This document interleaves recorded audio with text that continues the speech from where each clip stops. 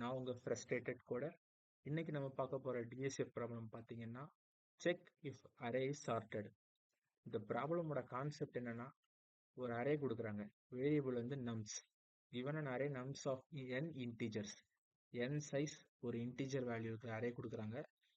அதில் வந்து அரே வந்து கரெக்டாக சார்ட் பண்ணி இருந்துச்சுன்னா, லைக் நான் டிக்ரீசிங் ஆர்டர், எங்கேயுமே குறையாமல் இருந்துச்சுன்னா அது வந்து ட்ரூ, இல்லாட்டினா ஃபால்ஸ்ன்னு நமக்கு பிரிண்ட் ஆகணும். லைக் எக்ஸாம்பிள் பார்த்தீங்கன்னா, இன்புட் வந்து நம்ஸ்ன்னு கொடுக்குறாங்க. அதில் வந்து வேரியபிள் வந்து நம்ஸ்ன்னு ஒரு நேம், வேரியபிள் நேம். அதில் 1 2 3 4 5 கரெக்டாக சார்ட் பண்ணியிருக்கு. எந்த நம்பருமே வந்து வரிசையாக போயிட்டுருக்கு. 1 2 3 இங்கே வந்து 2 இருக்கிற வேண்டிய இடத்துல வந்து 5, 3 இருக்க வேண்டிய இடத்துல 4ன்னு இல்லாமல் கரெக்டாக 1 2 3 4 5 இது ஒரு sorted array value number. So இந்த மாதிரி இருந்துச்சுன்னா அவுட்புட் வந்து ட்ரூன்னு வரணும். இதே இங்கே எக்ஸாம்பிளில் நம்ஸில் வந்து 1 2 1 இருக்குது, இங்கே 2க்கு அப்புறம் 3 தான் வரணும். ஆனால் ஏன் வந்து 1ன்னு வந்திருக்கு, அதனால வந்து இது ஒரு அன்சார்ட்டட் அரே. ஸோ அதுக்கு வந்து ஃபால்ஸ்ன்னு பிரிண்ட் ஆகுது. இதுதான் இந்த ப்ராப்ளம். இதில் வந்து ப்ரூட் ஃபோர்ஸ் அப்ரோச்லையும் கோட் எழுதி அண்ட் ஆப்டிமைஸ்டு அப்ரோச்லையும் கோட் எழுதி உங்களுக்கு ரெண்டுமே வந்து ஜாவாவில் கோட் எக்ஸ்பிளனேஷனோட அண்ட் ஈச் அப்ரோச்சுக்குமே வந்து டைம் காம்ப்ளெக்சிட்டி எப்படி அதையும் உங்களுக்கு நான் எக்ஸ்பிளைன் பண்ண போகிறேன். சரி, ஓகே, அடுத்து கோடிங்கை ஸ்டார்ட் பண்ணிடலாமா? லைக் ஆல்ரெடி மெத்தட் எழுதி ஒரு அரேவை டிக்ளேர் பண்ணி வச்சிட்டேன். நம்ம டைரெக்டாக அப்ரோச்சில் ஸ்டார்ட் பண்ணிடலாம். இப்போ ப்ரூட் ஃபோர்ஸ் ஃபஸ்ட் ஸ்டார்ட் பண்ணிடுவோம். Static Boolean check into array. இதில் இன்ட் என்னன்னு ஒரு வேரியபிள் கிரியேட் பண்ணுறோம். அரே விளக்குற லென்த்தை ஸ்டோர் பண்ணுறதுக்காக இந்த எண்ணுன்ற ஒரு வேரியபிள். இது எதுக்காகனா, நம்ம ஒவ்வொரு வாட்டியும் லூப்பில் அரே லென்த்து அப்படின்னு யூஸ் பண்ணிக்க தேவையில்லை. இது யூஸ் பண்ணால் i = 0, i less than n, i plus plus, sorry i பக்கத்தில் ஃபஸ்ட்டு மேலே இன்ட்டு போடணும்.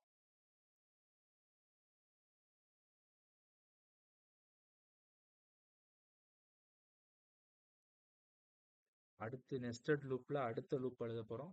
Into j, j = i + 1, j less than n, j ++.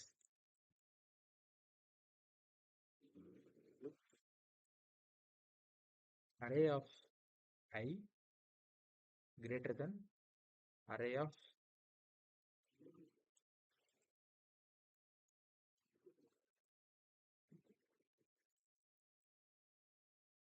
இங்கே array of j.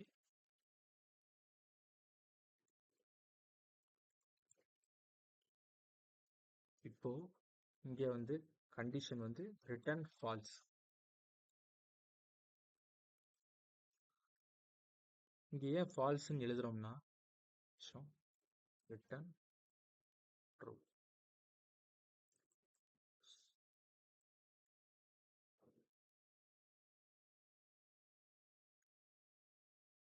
இங்கே வந்து நான் ஐயை ஃபஸ்ட்டு ட்ராவர்ஸ் பண்ணிடுறேன். அரேல இருக்கிற எல்லா எலமெண்ட்டும் ஐயில் ஸ்டோர் ஆகுது.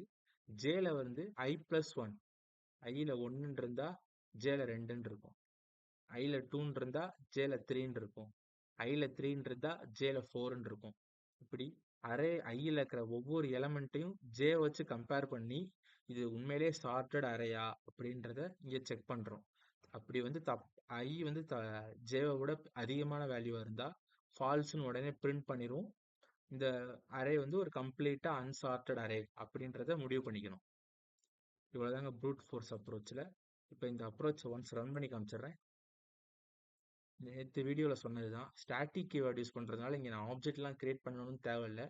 இப்போ நம்ம ஸ்டாட்டிக் கீவேர்ட் இல்லாட்டினா இங்கே ஒன்ஸ் ஆப்ஜெக்ட் கிரியேட் பண்ணி இந்த மெத்தடை நான் ஆப்ஜெக்ட் மூலமாக இந்த மெத்தட் நான் கால் பண்ணுற மாதிரி இருக்கும். ஸோ இப்போ இந்த மெத்தடை கால் பண்ணுறேன், செக் அரே. இதை ரன் பண்ணுறேன். இந்த ப்ரோக்ராமில் வந்து இப்போ அவுட்புட் ட்ரூன்னு வந்துருச்சு. அரே வந்து கம்ப்ளீட்டாக ஷார்ட்டாக இருக்குது, அதனால வந்து நமக்கு வந்து அவுட்புட்டும் ட்ரூன்னு வந்துருச்சு. இதே இந்த அரேல வந்து இப்போ 1 2, இப்போ நான் 8ன்னு கொடுக்குறேன், 1 2 8 4 5 இதை பிரிண்ட் பண்ணும்போது ஃபால்ஸ்ன்னு பிரிண்ட் ஆயிடுச்சு. ஏன்னா இப்போ ஜேவை விட ஐயோட வேல்யூ தான் பெரிய வேல்யூ. ஸோ அப்படின்றப்போ நமக்கு வந்து ஃபால்ஸு ரிட்டர்ன் ஆகுது. ஸோ 8.3 இதோட டைம் காம்ப்ளெக்சிட்டி பார்த்தீங்கன்னா இது வந்து O of n ஸ்கொயர். ஏன்னு கேட்டிங்கன்னா ஃபார் லூப்பில் ஐன்னு ஒரு வேரியபிளை ஐட்ரேட் பண்ணுறோம். அதுக்கு வந்து time complexity O of n. அடுத்து இன்னொரு ஃபார் லூப் யூஸ் பண்ணுறோம் ஜேக்கு அதுக்குமே time complexity O of n. So for I and J ரெண்டு டைம் காம்ப்ளெக்ஸையும் சேர்த்தாலே O of n square.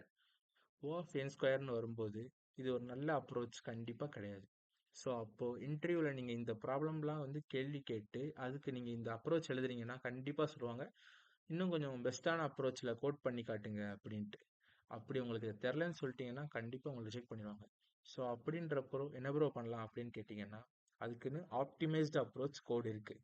So அதுக்கான இதை நம்ம ஸ்டார்ட் பண்ணிடலாம். இப்போது ஆப்டிமைஸ்டுக்கு எழுதுவோம் ஸ்டாட்டிக் பூலியன், இதுக்கு சி கேப்ஸில் வச்சுருவோம், அண்ணன் தம்பி மாதிரி இருக்கட்டும். Int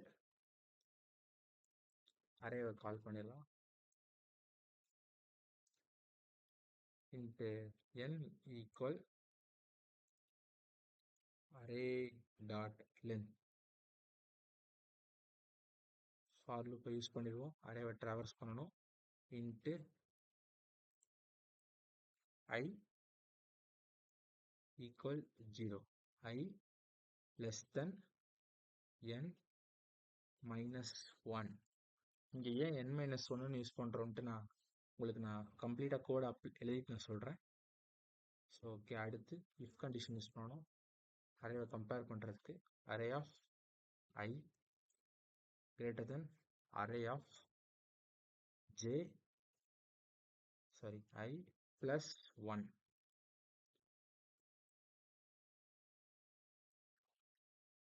Return false.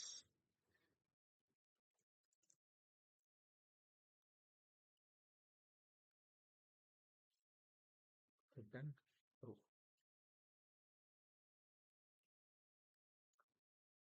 இந்த மெத்தடில் வந்து ஃபார் ஐ யூஸ் பண்ணி கம்ப்ளீட்டாக அரேவை ட்ராவர்ஸ் பண்ணுறோம். இங்கே ஏன் n மைனஸ் ஒன்றுனா நம்மளோட இன்புட் அரேல வந்து அஞ்சு எலமெண்ட் இருக்குது, 5 வேல்யூ இருக்குது.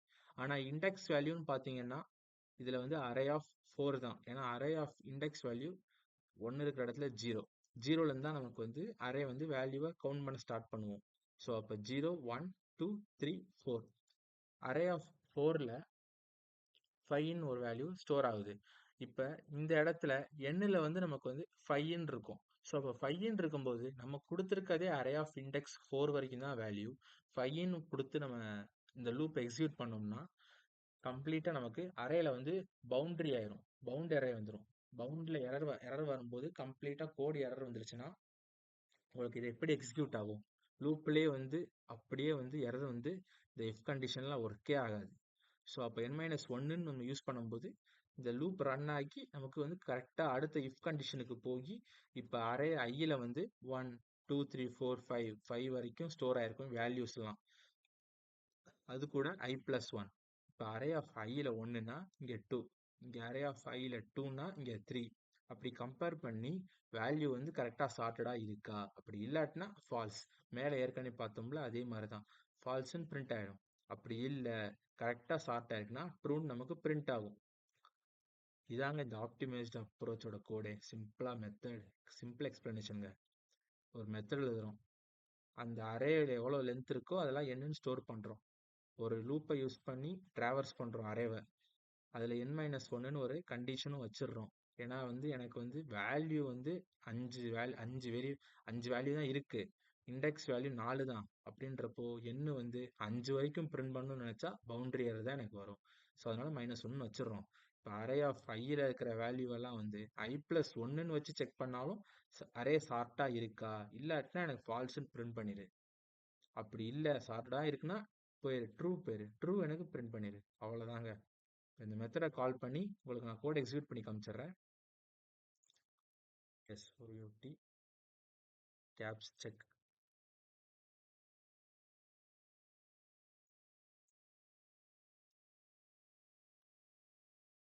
இங்கே இது ப்ரூட் ஃபோர்ஸ் அப்ரோச்னு வச்சுருவோம்.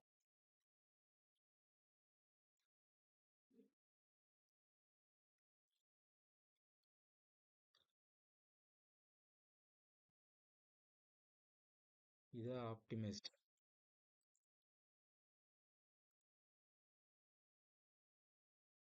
ஆப்டிமைஸ்ட்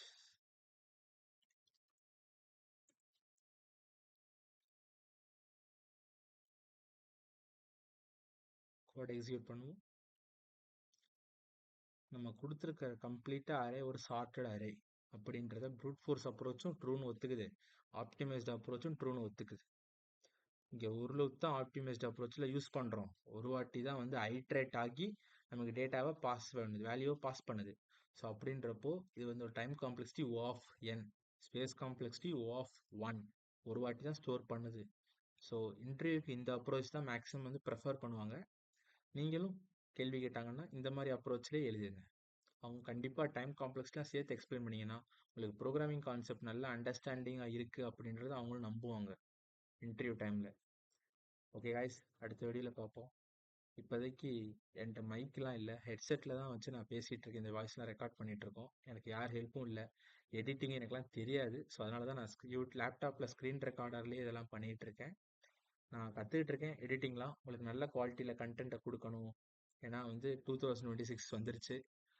இந்த வருஷம் டிகிரி முடிச்சுட்டு ஆக்சுவலாக 7th செமஸ்டர் முடிஞ்சு 8th செமஸ்டரில் நீங்கள் நெக்ஸ்ட் இயர் என்ட்ராகிற எல்லாருக்குமே வந்து பிளேஸ்மெண்ட் ஸ்டார்ட் ஆயிரும். ஆஃப் கேம்பஸில் ட்ரை பண்ணுறவங்களுக்குலாம் வந்து கண்டிப்பாக டிஎஸ்ஏ கோடிங்லாம் தேவைப்படும். ஸோ உங்களுக்கு வந்து நான் ரெகுலராக ரெண்டு இல்லாட்டினா 3 வீடியோஸ் போட ட்ரை பண்ணுறேன். ஏன்னா நான் ஆஃபீஸ் முடிச்சுட்டு வந்துட்டு 3 ஹவர்ஸ் தான் எனக்கு, லைக் 3 ஹவர்ஸ் இல்லாட்டா 2 ஹவர்ஸ் தான் எனக்கு டைமே இருக்கும் தூங்குறதுக்கே, எனக்கு தூங்குறதுக்கு முன்னாடி. ஸோ அந்த டயத்தில் உங்களுக்கு நான் பண்ணி நல்ல கண்டென்ட்டை உங்களுக்கு நான் டெலிவர் பண்ணுறேன். இன்னும் எனக்கு Java, spring boot and Node JS, React, database இதெல்லாம் உங்களுக்கு டுட்டோரியல்ஸ் மாதிரி வேணும்னா பேசிக்காக புரிகிற மாதிரியே கூட உங்களுக்கு நான் எக்ஸ்பிளைன் பண்ணி வீடியோ போடுறேன். உங்கள் ஃபீட்பேக்கை பார்த்து தான் நம்மளால் பண்ண முடியும். சப்ஸ்கிரைப் மட்டும் பண்ணிடுங்க, ரெகுலராக வீடியோஸ் மட்டும் பாருங்கள், அவ்வளோதான். ஓகே காய்ஸ், நாளைக்கு பார்ப்போம். பாய்.